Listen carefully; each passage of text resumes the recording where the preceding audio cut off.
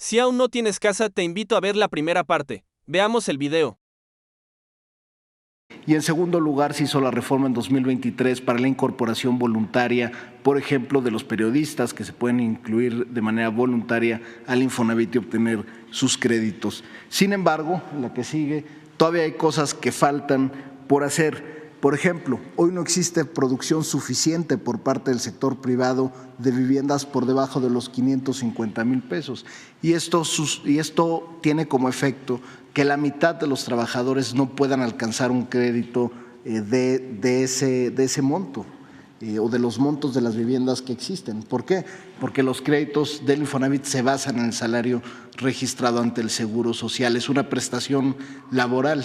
En ese sentido, cuando los precios de la vivienda aumentan por encima de lo que aumentan los salarios, es prácticamente muy difícil para trabajadores que menos ganan poder adquirir un crédito de vivienda. La iniciativa de reforma que presentó el presidente de la República el pasado 5 de febrero tiene como fin que el Infonavit pueda ingresar a proveer, a complementar la oferta de vivienda disponible a favor de los trabajadores. ¿Cuál es el plan?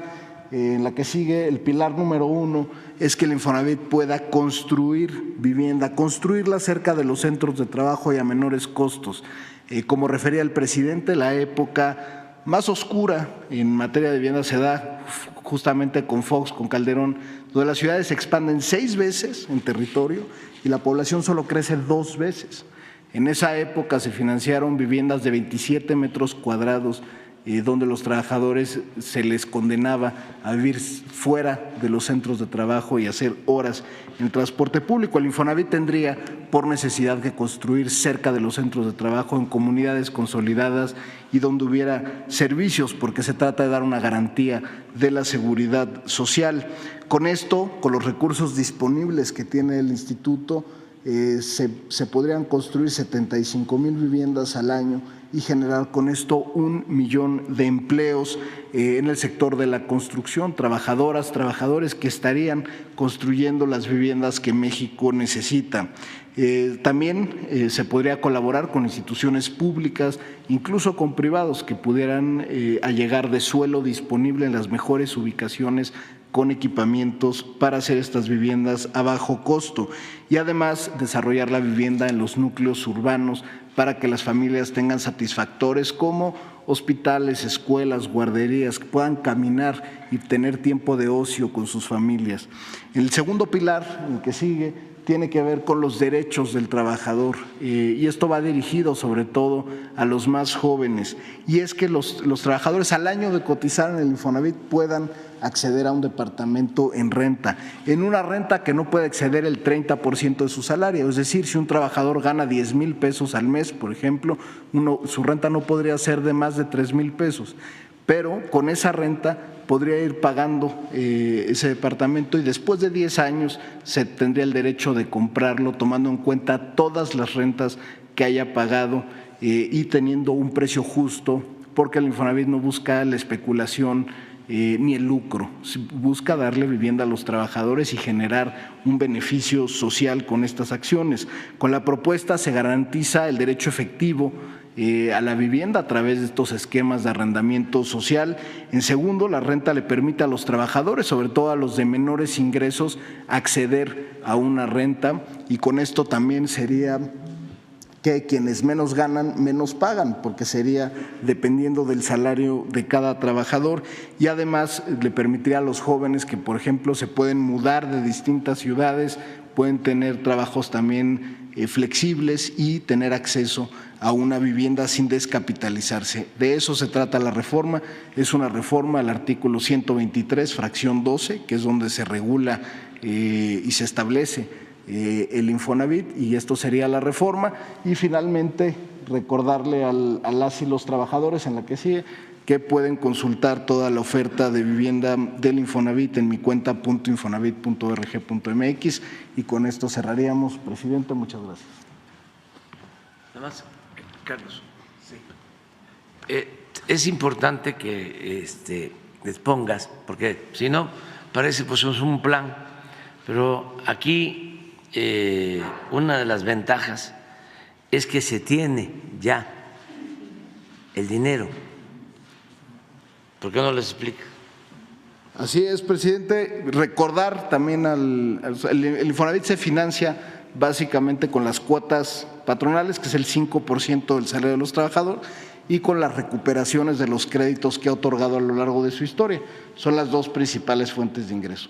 Como efecto de la política salarial que ha impulsado el presidente, que es una política progresista y a favor de la clase obrera, hemos tenido como efecto que el Infonavit ha tenido ingresos extraordinarios durante todo el sexenio. Cada año tenemos más recursos de los que se distribuyen en crédito. Y en crédito, curiosamente, también hemos distribuido más dinero que nunca, llegando a un punto del PIB cada año en créditos. Y sin embargo, hemos acumulado durante este sexenio cerca de 600,000 millones de pesos derivado de que tenemos ingresos adicionales.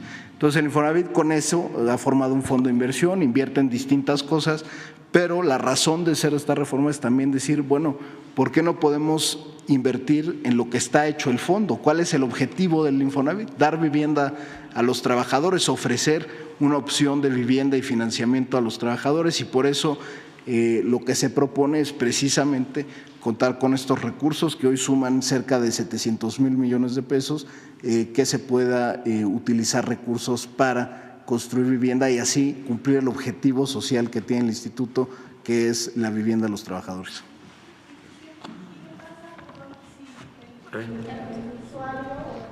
Que va a comprar la vivienda en estos 10 años no tienen los recursos para poder finiquitarla. ¿Le darán un plazo extendido? ¿Se incrementará el costo de la deuda? ¿Cómo funcionaría? Como lo estamos pensando es que cada trabajador pueda, su ahorro de vivienda se puede quedar como garantía mientras paga la renta, y mientras eso sucede, durante estos 10 años iría incrementando su ahorro, porque el 5% del patrón se iría acumulando en esta garantía. Al momento de ejercer la opción a compra se toma en cuenta el ahorro que ya tiene y se hace una vivienda a precio justo y se toma en cuenta además lo que pagó de rentas. Con esto estamos seguros que la mayoría de los trabajadores podrían precisamente adquirir el inmueble después de estos años de pago y de cotización. ¿A la vivienda a través de este seguro que se hizo para periodistas independientes? Así es, una de las reformas en 2020 que hizo el presidente en compañía de los sectores obrero y patronal tiene que ver con que tiene derecho al Infonavit todo aquel que tenga una cuenta en el Infonavit.